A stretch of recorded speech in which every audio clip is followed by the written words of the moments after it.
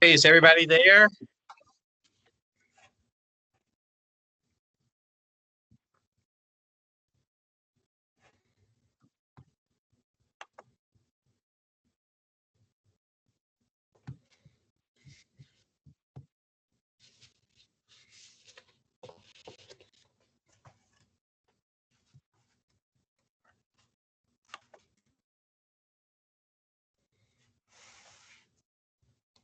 Responsibility for all my comments, but hey, I shouldn't even say that. I won't even say that your name is anybody else. I'm okay. Well, we're gonna have a really good conversation because I know that there are people who are planning on coming, so All right. it's gonna be really good. Okay then. Well, I'll let you go back to your break and come on at the appropriate time. All right, yeah, because I'm trying to eat this biscuit. Okay. All right. All right. All right. See you. Mary, mute your mic. All right.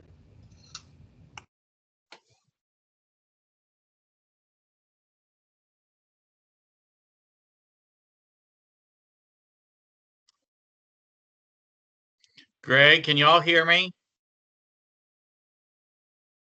I can hear you, Doug. All right, Yes. sounds good.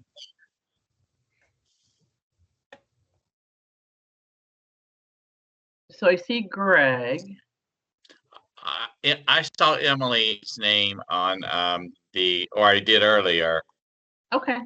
She was here. Maybe she got disconnected. She was EM earlier, but Oh, I don't well, know. interesting. Yeah. So are you planning to run the PowerPoint, or will someone Yeah, else I was do going that? to. I was hoping that they would have maybe even had it loaded already, because I sent it. Well, you know when I sent it. I sent it Yeah. Yeah. yesterday, I believe. So, Mhm.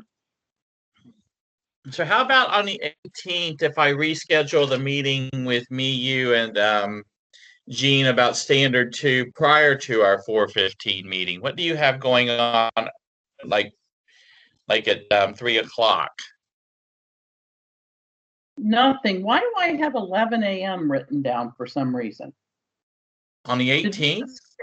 did we just schedule a meeting for Thursday? I don't have a meeting with on At the only thing I have Oh, on the 18th. I know why I did that. I was hoping to schedule my COVID shot, but the way Kroger's is doing it, if you schedule your first one, which the 18th was available, then they force you to schedule the second one. There were no appointments available, so I couldn't schedule.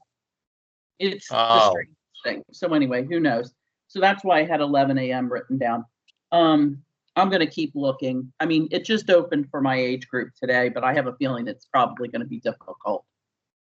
could So, be. I mean, there could be a rush at the start. I mean, everybody's I'm been sure there's waiting. going to yeah, I'm sure there's going to be a glut of people because they, because they age 50 and I mean, Mina, 50 age group is big. So Yeah,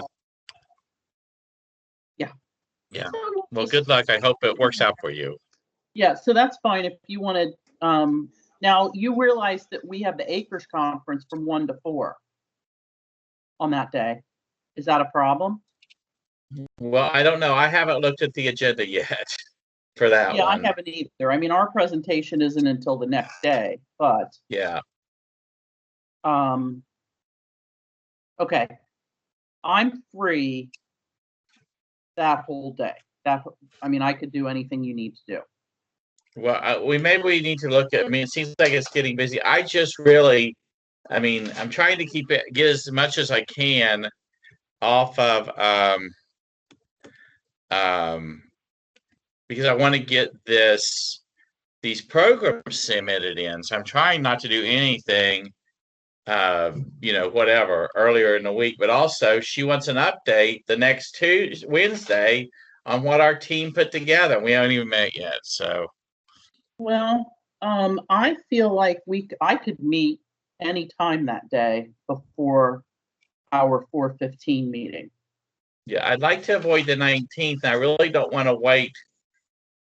What about the 16th? I don't have any. I have no meetings scheduled right Well, now. don't you think that in case we need an extra day to get these stuff into the state, the degree and the license approval, we need to hold the 16th?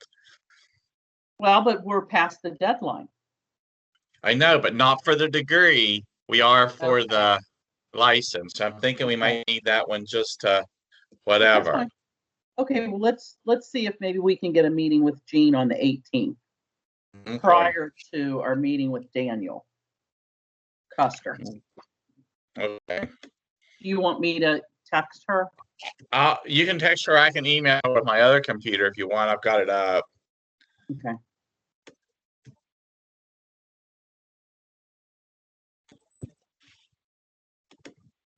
Okay.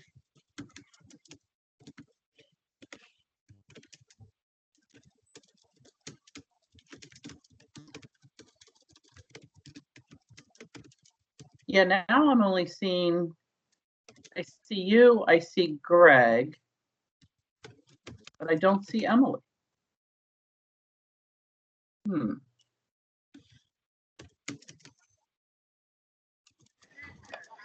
Mina, this is Ann. Are you there? Yes, I'm here. Okay, looks like you're going to need to produce. Do you have the slides in case you need to share them? I just pulled up the panel and they are downloading. Okay. Are you all going to want to share your own slides, or do you want Mina to put them up? If you can put them up, then we can handle progressing through them if that makes sense. I Yeah, sent just them in if you yesterday. Go ahead and see if you can get them up on the screen, Mina, and then you can just tell her, and she'll hit. You can't. You'll have to tell her though to hit next slide. Oh, see, I would, Doug, why don't, if you're not a presenter, then you can't advance this to the next slide. Does that really matter? Whoever shares it is the only one that can advance it. Okay. I can upload it if you want. I have it. I Would will that say allow? that I am having trouble sharing content for whatever reason. Like it's just still buffering from when I said I could put it That's probably the size of the file. up. Okay. Mary, are you there? Well, it hasn't even asked me what file I want to share yet. Yeah, it's the size of the file. Give it a minute. Hi, Emily.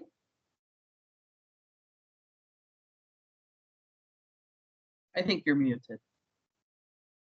So how's it going? Is everything going smooth so far with the conference? It is so far. That's good. That is good. Yeah, and it's not even giving me the option to try to upload this presentation. Like when I click the button, it starts buffering. Like I don't even get to choose the file. Okay. Would it be easier if I uploaded it? Possibly. Let me get Mary on here to see if she can have it as a backup. Let's go ahead and get it on the screen for whoever's going to share it, because it might take a second. It does look like it's recording all this pre-conversation. I'm assuming that will be edited out. If this is going to be posted. Yeah, we're going to cut. We'll cut it to where the actual presentation starts. People are probably not interested in us coordinating our schedule. Yeah, no, we're going to cut that later. But it's easier on me because I'm starting 5 recordings at once to just do it, and then we'll cut the film later. I feel for you. I've got 5 going all at once, so I'm a little frazzled, so I apologize. Oh, don't worry about it. We're very easy to work with. We go with. I appreciate that.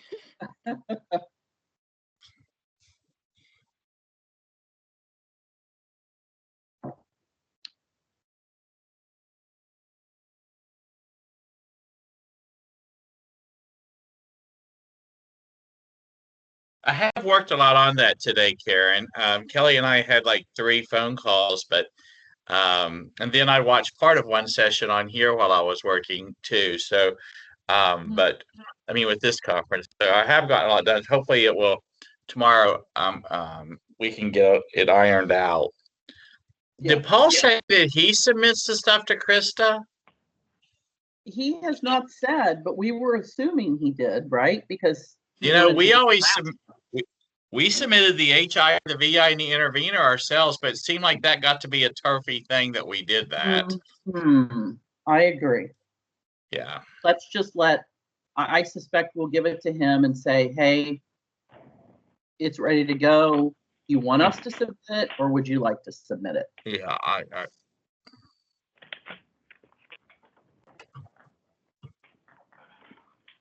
I'm assuming we probably we want to have our cameras off. Is that correct? And we'll stay muted if we're not talking. We definitely need to have our cameras off. Yeah. This is not a good way to have a camera on for me. So no cameras, but we can mute. I would say no cameras, muted if you're not talking. Okay, good. I am in a school and I have the bell schedule. So I was gonna, hopefully all of my parts will revolve around the schedule and there won't be bells ringing when I'm talking. Okay. So. I think that'll work out fine.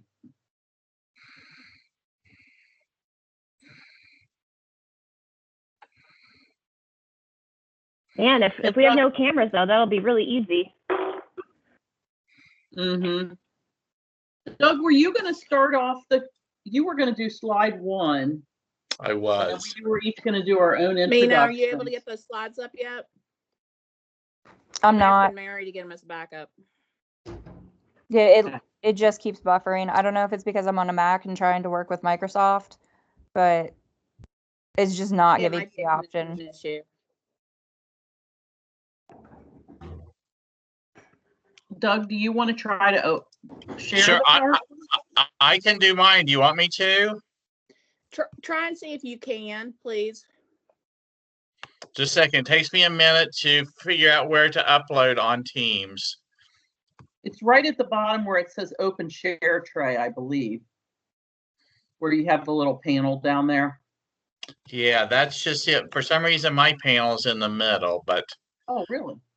Okay. yeah, I Interesting. don't know There's why, a but icon up at the top next to the microphone. Looks kind of like a TV with a down arrow that should be able to provide share options.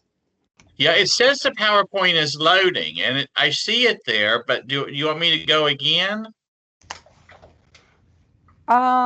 Give it a minute since the file is so large. But Okay. if not, maybe try it again. Because that's mean, it farther looks than like- my computer will let me go. So Well, that's what it says. CEC 2021 PowerPoint. So, I mean, okay, looks like I can see your screen. If you want to just click it and bring up the PowerPoint like you normally would, we might be able to do it that way. it looks like this is the one that you all loaded, not because I didn't load mine yet. Here, can you get that off? Get that off. Yeah, it's definitely spinning. This is not. This is Oh, something that's else. the wrong one. Yeah, that's the wrong one. That was for CEC. Yeah. Oh, okay. That's the one I had in the file. So probably a good thing that you are sharing it. Let's No, see. that's but not the one I sent you all. No, that's not the right one. Okay, so let's Hello? let me Yeah, see you if all I are gonna can have to take that one down. You all sent it to us. Okay, I'm so sorry. Can you all hear me now? Yeah. And Yeah, that's not the right one. that's not the right one. Okay, No. so let me take it off. Let me see if I can. I've just downloaded the correct one this morning, so let me see if I can share it. But Okay. it is a PowerPoint, so what I'll do is save it as a PDF real quick and see if that helps, because that's usually a little faster. Okay. So let's see. So I need to unshare this. Mm-hmm. Well, Oh no, it's not. Is it not? I think that is the one that I think you all. That's the one that was in my. It's not letting me go to where I have. That was the one we did from this Teams. That's not the one I sent you. That's. I don't. That's an old one. Yeah, Yeah. it is. So let's see here. Okay, hang on. That's the wrong one.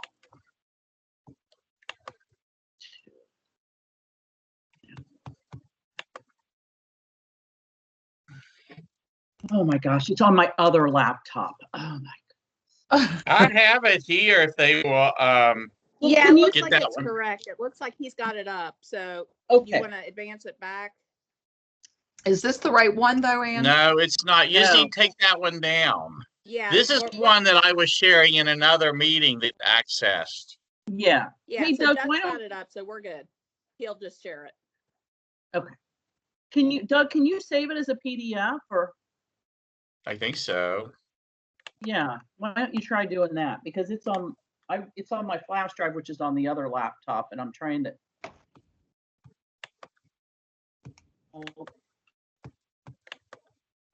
I'll try to do it.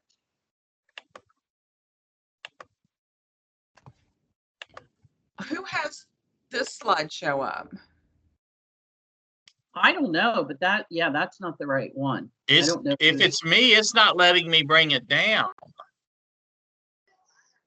And I have it should be in saved the as same place that you no. shared. It should be a box with an X now. Does someone have a box with an X? No, Doug. It looks from my end. It looks like you're the one that's sharing this. Why is it not letting me take it down then? I put close the share tray.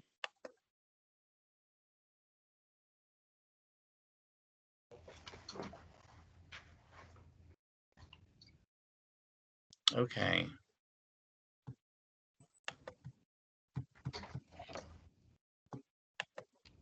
That's the one. No, that's not the one we want. Never mind. I'm sorry.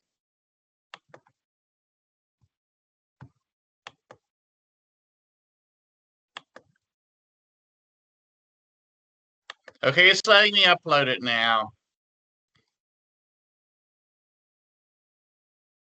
It is. Yep. And it's going. Well, the little bar was moving.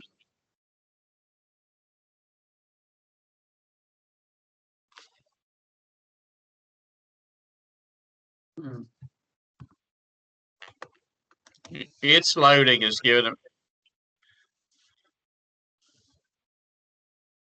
it looks like we got it. Does this look There right? it is. There Yes. it This is. is it. Yes, that's the correct one. Okay, great. You all ready to get started? Yep.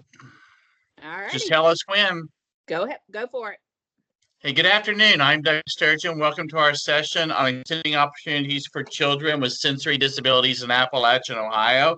I have 3 colleagues here with me, and we are pleased that you've chosen to join our session. So here with me, please introduce yourself. Hi, I'm Karen Kaler, and I'm an assistant professor at Shawnee State University in Portsmouth, Ohio. Hi, I'm Emily McGinn. I'm a certified teacher for the blind and visually impaired, as well as orientation and mobility specialist working for South Central Ohio Educational Service Center. Hi, my name is Greg Williams. I am a school psychologist at Portsmouth City Schools in Portsmouth, Ohio, and I am a student in the Deaf and Hard of Hearing program.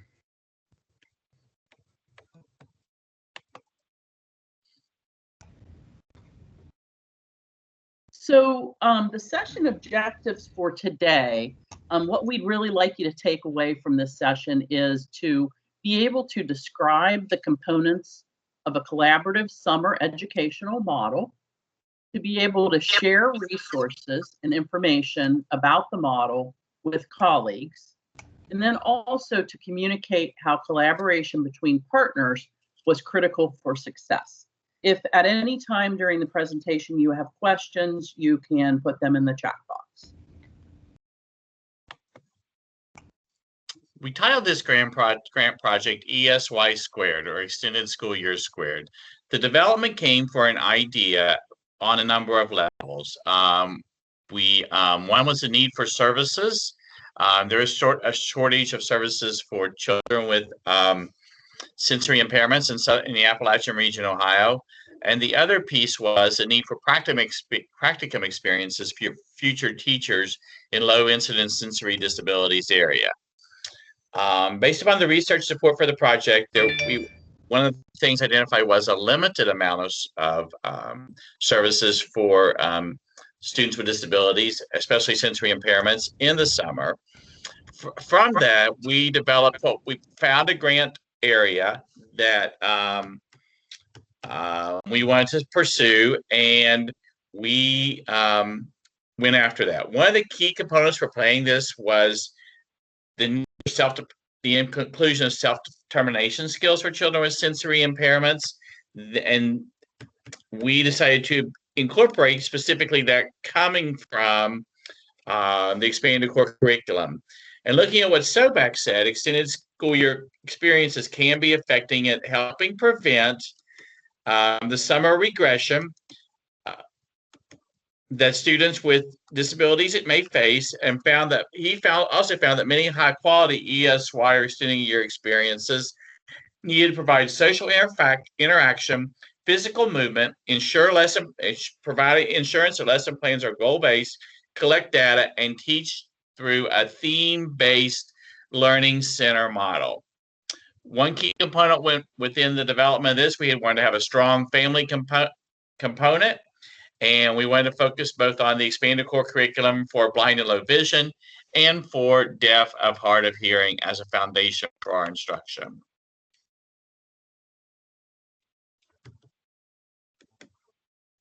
So one of the things that we did when we came up with this idea, and Doug talked a little bit about how the research supports the need for summer services for children with low incidence sensory disabilities. There was also I had some conversation with some of the team members that you're going to hear from today, and just the idea that there was lack of services. And we decided to pursue an incentive grant from the Ohio Deans Compact. And just a little bit about the Ohio Deans Compact. It is a very unique, basically set of individuals that comes together around the needs for exceptional children. So it's mostly comprised of university deans, assistant deans. It's also comprised of some higher ed faculty, some of the agencies that work with and provide supports for children with disabilities.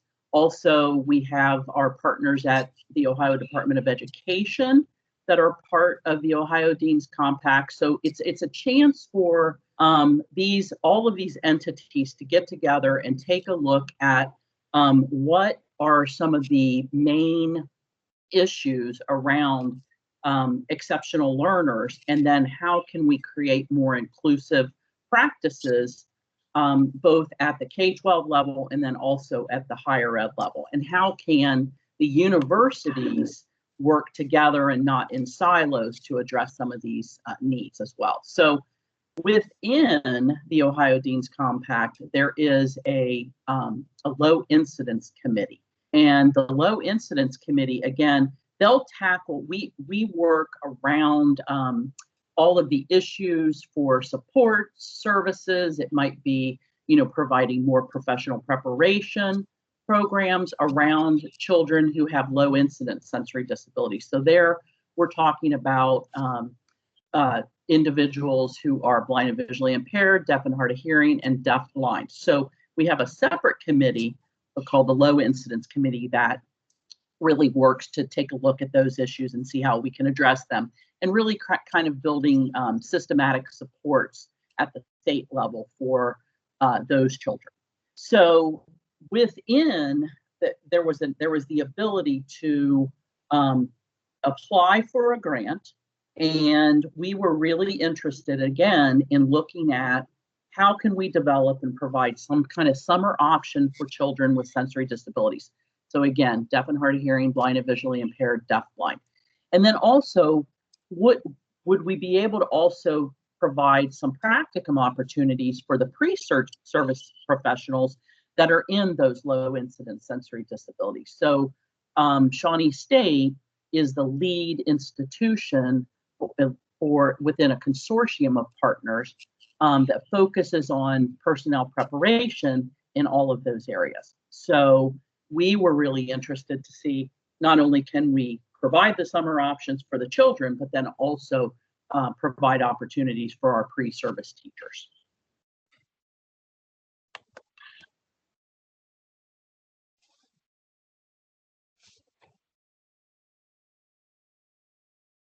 Okay, I think next slide.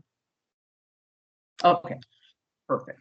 So we had a kind of a unique set of partners that was working to put this to develop, the programs through the grant, and then also not only develop the programs, but then implement the program, the summer programming. So the grant planning team, we'll talk a little bit more about that later, but the grant planning team was comprised of low incidence sensory disabilities professionals. And we had a large number of them, mostly TVIs. And then we also had district administrators. So we had a superintendent, we had a director of special ed as part of our team. Then we had university faculty, that was primarily Doug and myself. And then we had we had 2 grant evaluators that were part of this planning team as well. So our grant evaluator, and then we had a grant evaluator for our intervener program that joined us at one of the retreats. So I'm going to turn this over to Emily, and she's going to talk a little bit about the expanded core curriculum for students who are blind or visually impaired, because that was one of the focuses of our summer program. Hi, thanks, Karen. So as Karen mentioned, our big focus of the camp is wanting to provide students with opportunities to explore various areas of the expanded core curriculum for students who are blind and visually impaired. For those who may not be familiar, we wanted to give you a little overview of the expanded core, the ECC. That way you'd get a better idea of what it is we wanted to cover. So the ECC, it is a curriculum of skills and knowledge specifically designed for students who are blind and visually impaired. It is a framework for instruction that promotes the growth and development while addressing the unique needs. So this is something that can be used by educators, by family, and a lot of different providers who are working with students who are blind and visually impaired. There are 9 different areas within the ECC for BVI, and these include compensatory skills, sensory efficiency, assistive technology, orientation and mobility, independent skills, or independent living skills, social skills, recreation and leisure, career and vocational, and self-determination. So now we'll go in a little deeper into each of these 9 different areas because they include a lot of different things. The first area is the area for compensatory skills. This really focuses on how the student is going to access the general education curriculum, specifically thinking of things like literacy and communication skills. For students, each student is going to look different. For some students, they may use Braille and they may read and produce Braille themselves, and that could be how they are able to participate in the classroom and also communicate with others. For some students, they may be using large print. Some students may use regular print with the assistance of an optical device, a magnifier, or a CCTV. For some students, they may use audio recordings in order to listen to books and class assignments. For other students, they may use tactile symbols as a way to communicate what their wants and needs are, or to understand what events are happening in the day. Also within this area, there are skills of concept development, organizational skills, and study skills. The next area is the sensory efficiency. So for many of our students who are blind and visually impaired, they do still have some level of vision that they are able to use. And so we really want to help them develop that functional vision so that they're able to use what remaining vision they have as efficiently as possible, but also developing their other senses of hearing, touch, smell, and taste to explore the world around them. Another area within the ECC includes assistive technology. Nowadays, all students are using some sort of technology in the classroom, but for some of our students who are blind and visually impaired, the technology that they're using may be a little different. It could include the use of computers with maybe some additional software that allow them to access their materials. But whatever it is that they're using, we want to help them be able to use this equipment as independently and effectively at school, home, and later at work. Another area is orientation and mobility. This can be broken down into 2 areas. When you're thinking of orientation, this has to do with knowing one's place in space. As someone is moving around, understanding those spatial concepts, that while you're moving, what is your relationship to everything around you, the tables, the desks, the doors, and things like that.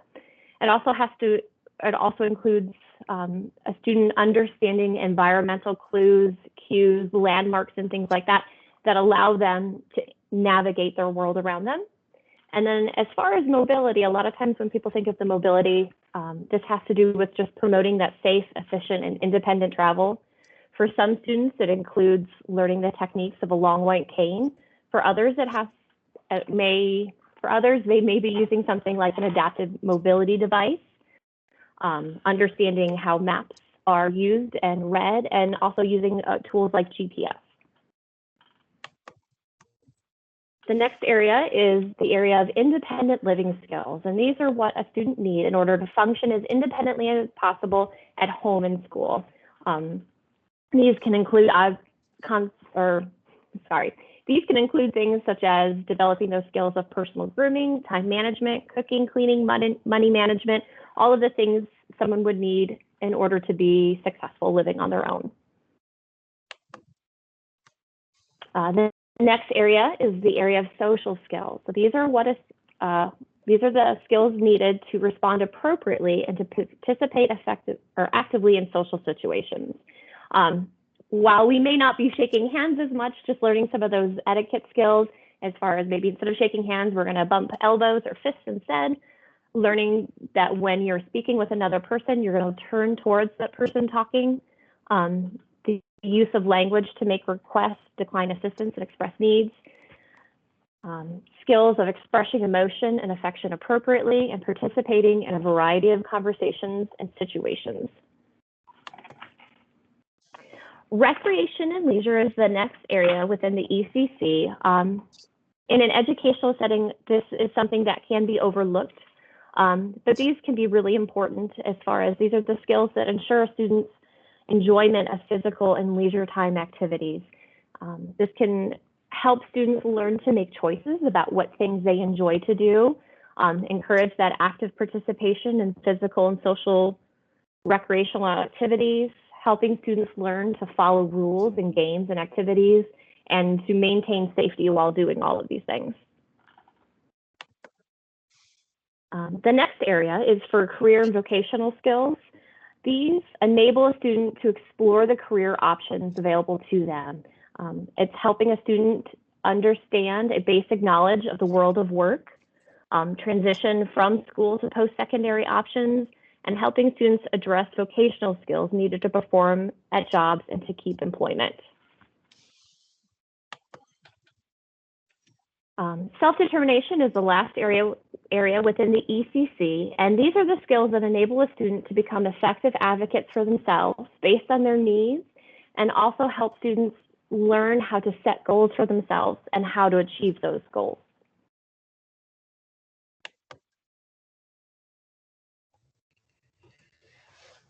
So the next area that we're going to talk about is the expanded core curriculum for deaf and hard of hearing. And what that is the purpose of it is to for people who are on the teams to develop individual family service plans and individualized education plans to help them develop what they want or the student needs in order to develop those education plans whenever what they're going to look at in terms of what the student needs assistance with.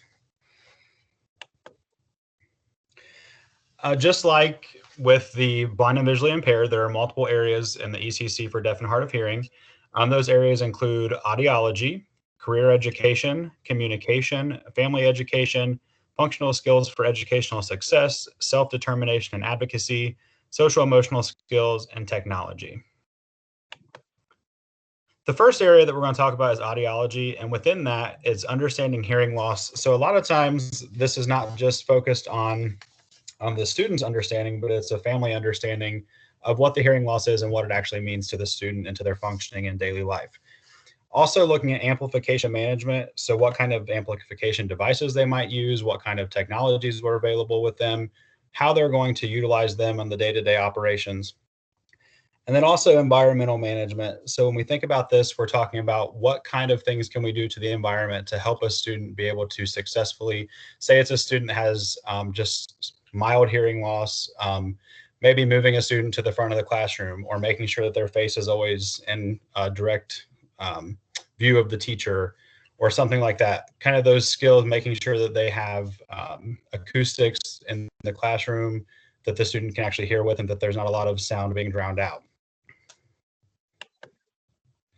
The next area is career education, and much like Emily talked about with the blind and visually impaired, the same concept here is working with those students to help them kind of explore career options and what they can do in order to gain those skills necessary, not just in the work itself, but also those job seeking skills and how to effectively manage their money whenever it comes to budgeting and things like that in a daily basis with their paychecks that they're receiving. The next area is communication, and this is one of the largest areas whenever we're talking about the ECC for deaf and hard of hearing. Within this, it's truly that auditory skills development. So you've got the team working together to kind of look at what kind of communication supports are necessary to develop those auditory skills, making sure that they're able to listen whenever background noise is prevalent. So a lot of times in our classroom settings, we know you might have students that are talking in the background while a teacher is talking, and a lot of times that what we might think is just some background noise that doesn't affect anything, a student with hearing loss is going to pick up on that and how they can overcome those barriers. Working on listening skills, kind of helping them to focus on different kind of resources or different skills that they can utilize whenever it comes to listening, making sure that they're identifying aspects of good listening situations. So when we're talking about this, it's more looking at how they can effectively, with eye contact, not only verbal communication and listening, but also listening to body language and paying attention to those different communication skills. If necessary, working with that ASL development. Again, this isn't something that every student that has deaf and hard of hearing utilizes, but it is something that we need to take into consideration if the hearing loss is severe enough that the student relies on ASL. Kind of like with that auditory skills development, we also are going to work in that speech development process in both receptive and expressive communication skills. Family education is the next area. And just like the first area with audiology, like I said, it's kind of pulling that not just the student's understanding of hearing loss, but it's also the family's understanding of hearing loss, especially if the hearing loss of an individual is isolated to that one situation and it's not a genetic issue or it's not something that the family has experienced before. And not only their understanding of the hearing loss, but also their understanding of amplification itself, how they're interacting with the child, whether that be through different forms of communication, different modes of communication, those different communication strategies that can be utilized, providing the family with education and transition trainings as well. And then, of course, making sure they understand the various resources and technologies that are available, not only to the student, but to the family as well. Functional skills for educational success. When we talk about this area, we're talking more about understanding concepts and developing those concept skills necessary to be successful in the educational setting, making sure that we're working with those comprehension skills to make sure that they're, whenever it comes to comprehension of different academic subjects, that we're providing them and that they're understanding the need that they have whenever it comes to those skills that are going to be necessary to support in the classroom. And then working on those different study and organizational skills. Again, these students are not going to be, traditional in the sense of they automatically know how to study. And unfortunately, in the world that we live in today, studying seems to be something that everybody does differently. So trying to figure out that independent skill set necessary for studying and organization of academic materials is going to be important. The next area is self-determination and advocacy. Again, self-determination, making sure that the student understands that they are going to be responsible for their own actions, making sure that they understand that whatever they are doing in one setting is going to carry over into another. Understanding within the community the things that whenever it comes to advocating for themselves, as well as different community advocates, and what they can do to kind of utilize those resources within the community and those supports that are available to them, whether that be a local agency that helps with job placement, whether that be a local agency that offers translation services, interpretation services, those kinds of things. Cultural awareness. This one I think is very interesting when we think about, not only with culture, we think a lot of times of, ethnicities and races, but truly deaf culture is its own significant piece of culture that is very unique to the people that live within that deaf world. And so their understanding of not only the deaf culture, but also how that doesn't always resonate within traditional culture is going to be important. And then, of course, utilizing those technologies and making sure they understand how to use them, as well as how to access and use translators to their benefit. Social emotional skills, again, talking about that self-awareness, making sure they understand their personal qualities and traits and how those impact their day-to-day living, making sure they understand and are aware of their own self-management techniques, their own self-management strategies, making sure that if those are necessary to be taught, we can make sure that happens. Helping to develop a support network to make sure they have people who they can talk to, people that they can trust whenever they have concerns. Not only understanding that support network, but making sure that they're taking personal responsibility for things and not utilizing their disability and using it to their advantage. Helping them to understand different decision-making tools and techniques that they can utilize whenever they're, when it comes to making a more life-altering decision. Again, that social awareness comes into play here.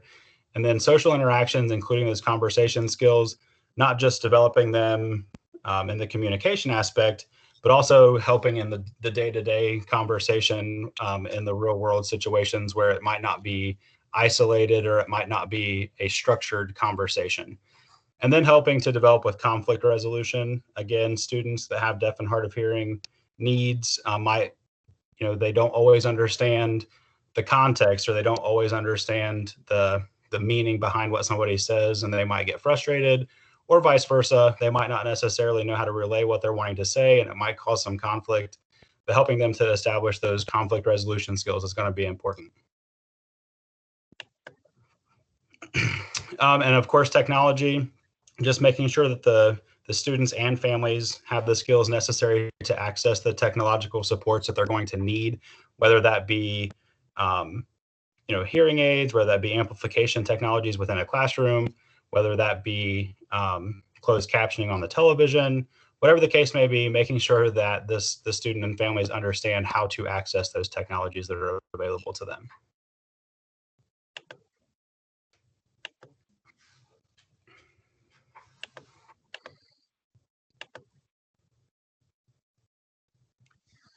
Sorry about that. I hit one too many times. As far as grant implementation, this was a 2-year grant. So we were funded year 1, year 2, year 1 being planning, year 2 being implementation. And just as a point of reference, this is 2021. So fiscal year 2020 to 2021 would be year 2, and fiscal year 2019 and 2020 would have been year 1 planning. So in the planning, we decided that when we brought our design team together, it would be a retreat setting, meaning work sessions dedicated in an overnight setting. So Friday evening, Saturday day, Friday evening, Saturday day, with December and February meetings. The focus being first curriculum development, realizing these were week-long events that we would be doing for the students. So what would the curriculum focus be? What would be day-to-day? What would be the focus or the theme? And then what were the logistics? Everything from transportation to feeding to bathroom facilities to support professionals needed for a child or children to having, and then also the evaluation piece. So then in year 2, we would actually implement it, which would have started last summer. And year 2, we would also expand, going from one site, which was in Ross County, Chillicothe, Ohio, to a second site, meaning the broadening our scope to increase, to include not only more children and families, but also more future education professionals. Year 1 would have been a practicum experience for future teachers of visually impaired. The end of first year. And then with our expansion, we have included deaf and hard of hearing as a second licensure area within that.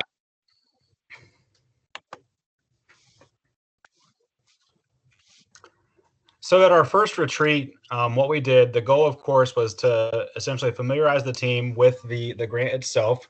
This was the first time that we had all come together as a team. And so that also meant getting to know each other. While some of us knew each other or had some idea of who each other were, there were a lot of people on the team, of course, that crossed a 4-county span. And then some of our TVIs actually service students within a broader range of counties. So there were a lot of people on the team that came together that we needed to take time to get to know one another. And then also to develop that overall framework for the camp itself. At that first retreat, the outcomes were actually, we kind of, in my opinion, went above and beyond. The team just really started meshing well together, and ideas were flowing from all different areas. So we narrowed it down to the framework, and the camp focus was going to be on the ECC, the extended core curriculum. At this first retreat, we also developed a parent survey just to kind of see what kind of interest there was within the parents of these visually impaired students, and then also start brainstorming the ideas that we could utilize in the activity portion of the camp itself, and then start looking at some of the programming options that we wanted to take advantage of during that week-long camp.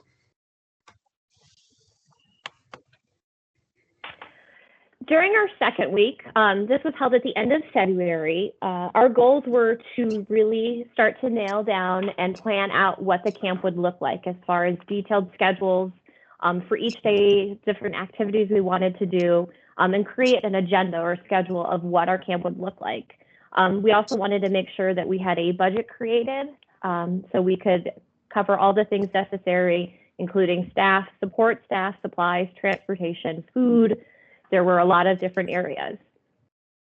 During the second retreat, we actually broke down into two different groups. The first group, which was comprised mainly of teachers, we really sat down, we created that schedule of what we wanted our day to look like with the students.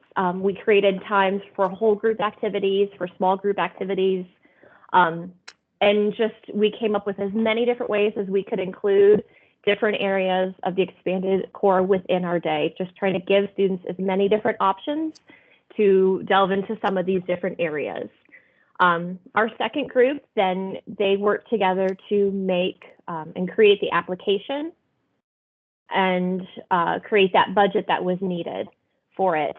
During this second retreat, we also then, we had the results of that parent survey. We kind of used that to help us create what we wanted our camp to look like.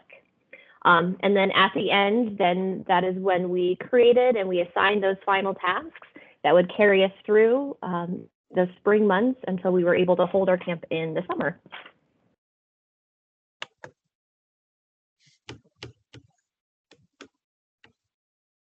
What we were really interested in, Emily had talked about getting the parent input. Emily and Greg had talked about getting the parent input. What we were really interested in is trying to involve the families as much as we could in both the planning of the camp, and then also Emily will talk a little bit about the family activity that we had planned for the last day of camp.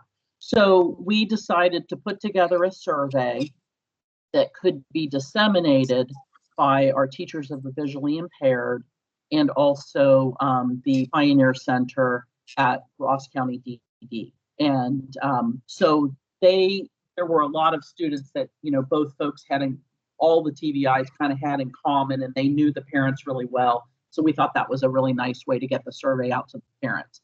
So the parent survey, what we were looking at in the planning stages was, you know, what age groups were most likely to attend the camp. Where were these students coming from? So we were looking at what part, you know, what county the parents resided in. Again, age groups of the students, in general age groups, you know, K to 2, 3 to 5, and so on. We also were interested in gauging kind of we had a list of possible activities, and we were interested in what did parents and children think would be the most interesting things to do at the camp, or they were most likely to, you know, the kinds of activities that they would like to choose from. So we had a whole list of activities. We had also whether or not parents would need some assistance with transportation, whether they thought they could transport the student on their own, or they need transportation. So kind of trying to figure out what would be the best way to get kids to the camp, because it was a day camp. So there would be the need for both the, you know, the drop off and the pickup of the kids every day. So, and then the last question we asked was, were there any additional supports that the children might need? So potentially there might be some, you know, supports such as, some kinds of assistance with meals and maybe some need for paraprofessional support for students and things like that. So were there any medical needs, that sort of thing. So that was our parent survey. And then we gathered the information. The survey was disseminated and we had 17 respondents. And then we were also very interested in developing an additional survey for a follow-up survey. So once the camp was done, then we wanted to do a follow-up survey to see basically what did the parents think about the camp? What would they like to see changed for the following year? Things like that. So we were very interested in getting the parents involved ahead of time. And then also Emily will be talking a little bit about how we try to involve them in the actual camp. So during year 2 of the implementation of the camp, this is what we had decided and what we were planning for our camp in summer of 2020. The location of the camp was going to be held at the Pioneer Center in Chillicothe, Ohio. This site was chosen. It is currently a school. It's an accessible school that had a lot of really great spaces for us to use. They had a large inside courtyard where we would be able to host morning meetings and have large group areas. There was a gymnasium with a stage, lots of different classrooms, all of which were accessible. It was a single-story building. Inside, they also had different labs. There was a home independent living skills lab, which had a full kitchen, washer and dryer that the students would be able to use. It had the full nursing station with areas for other needs for students if they needed help with changing or anything like that throughout the day. Outdoors, it had a playground, a shelter area, a large track, baseball diamond. It seemed like it had everything that we needed that we would want in order to host a camp. For the camp, this was actually a collaboration between the Pioneer Center. They were providing us with the location that we would host the camp. South Central Ohio ESC, they were providing the certified teachers for the visually impaired that were going to help create the activities and host those mentor students. And also Shawnee State University, which would be providing the service teachers. The theme that we had decided on for our camp was the Summer Olympics. Again, we had decided this in February, and the countdown had begun for the Summer Olympics 2020. It was particularly exciting to have our theme be the Olympics because the week of our camp, it was culminating on Friday, which was actually going to be the date of the opening ceremonies for the Olympics. So we wanted to just really take this, worldwide event that was happening and really be able to use that to motivate our students and to be able to explore all these different areas. Some of the different activities we had planned for our camp included a day of boating and hiking at a local park. We were going to take a field trip to go bowling, and then daily activities that the students were going to get to do included items such as yoga, cooking, assistive technology, lots of social interactions with students, opportunities for community travel and playing beat baseball. One thing I did forget to mention, our camp, we did decide on hosting it for students in grades 4 through 8. And then our final day of camp, we had planned a family fun day on Friday afternoon where we were going to be inviting the students to bring their parents or grandparents or any special family members that they would want to invite to come to camp so they could show off all of the things that they've done. During our cooking activities, the students were going to get to help prepare some special snacks to share with their families.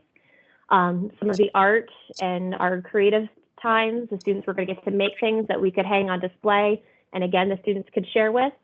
And then our game of beat baseball beat ball was a game that we were going to teach the students throughout the week and then invite the students to teach it to their families and play as a large group. So this would be something that everyone would get to do together. So this was a way for us to invite the families in, let them meet and interact with one another, and then have opportunities for the professionals to share with the families different resources that could be helpful for them.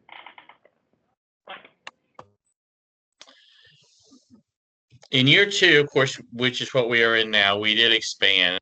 Shawnee State added a teacher deaf and hard of hearing preparation program, and so we would have a need for practicum experiences there as well.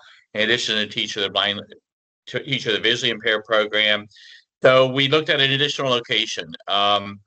We looked not only at the part of Ohio that is distant from the state capital, Columbus, because the Ohio School for the Blind, Ohio School for the Deaf, do have extended school year programs going on there. So we reached farther out in the rural areas where opportunities were limited. And we did finally decide upon our second site being in Butler County. And Butler County is somewhat, think of sort of between Cincinnati, Hamilton County, and Dayton. So we reached out to them and they were very receptive. So we'd have a second site so that practicum experiences for future teachers in the 2 low incidence areas could happen at both of those, in addition to what was happening at Ohio School for the Deaf and Ohio School for the Blind. And partner roles also took on new roles there, because even though Shawnee State is the fiscal agent for the grant and provides the funding to support it, the partners take on the role of identifying and surveying and finding the children to attend. Identifying a site was a key piece. And they took on additional partner roles that emerged, including staffing for finding additional staff as needed, support personnel if there were aides needed, interpreters, and really planning what each focus and theme would be for each of the 2 sites, along with scheduling and getting the word out among their local kids.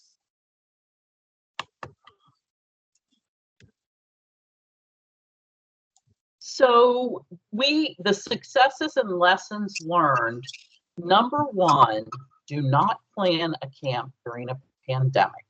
That was probably as you can tell, all of us were talking about, we were planning, we were going to, because when literally a week after or so after we had our February planning session, everything went to shut down because of COVID. So we had done all of our planning and had planned to do the camp last July, and were not able to because everything was in shutdown. So we now the good thing is we have all of that planned. We have the whole team together. We're expanding into a new team, and it looks like things will take place this summer, face to face. We do have a backup plan of virtual. We were not able to do that last year. So everything had changed too quickly, and we could not turn it from a face-to-face to a virtual camp. So, but this year we do have plans. We're planning for face-to-face in both locations, in the Butler County and Ross County sites. And we do have a virtual option in case things change between now and then. So, but that was the main lesson learned. We also learned that there is a lot of parent and student interest. So the results of our survey showed that we definitely have high interest in the Ross County area. And we know that we also have high interest in our in the Butler County region as well. So we have a dedicated and motivated team that's making it work. They are willing to go above and beyond and do anything that it is necessary to make these camps a success. So we have a lot of great partners and motivated folks that really, it's very clear when you meet with them that they are all about the kids. They know that these options are very limited for kids in the summer, and they want to make sure that they can bring kids together and address those areas of the ECC that frankly, often get overlooked during the school year because there's such a focus on the core curriculum, even though there's many opportunities to embed the ECC into the core curriculum. That's not always possible or the focus. So They're very excited about working with the kids and working with the families and the parents. And so I think, again, that was definitely some successes and lessons learned from the first year. So fingers crossed, we will be having live camps this year, face-to-face in 2 different locations of the state. And we'll have opportunities for both our pre-service teachers and also our in-service teachers and our students. Want to take time to thank Annie and all of you for attending our presentation. We greatly appreciate it. As came out very strong in this, a good team makes good things happen. That is definitely a component. If you would have additional questions about what we've gone over or our camps, or even if you would want to plan a camp and would want to find out more even after our camps are over with, our summer projects are over with this summer, you're welcome to email us. All 4 of our emails are up there, and we would be happy to answer any questions that you have. This has been a learning experience for us to plan this out, and we are seriously discussing in 2022 having site number 3. So it's enough that we're considering making it a little bit bigger even next year. So thanks again, and we hope you enjoyed it and hope that you've learned something that you would be able to apply to your own use. Thanks again. Thank you.